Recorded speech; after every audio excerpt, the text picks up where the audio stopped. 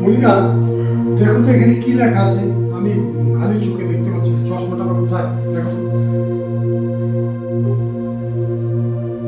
এখানে লেখা আছে আমার শাশুড়ি ও ননদ আমাকে খুব জ্বালাতন করে, খুব অত্যাচার করে। আমাকে 500 টাকা দাও না।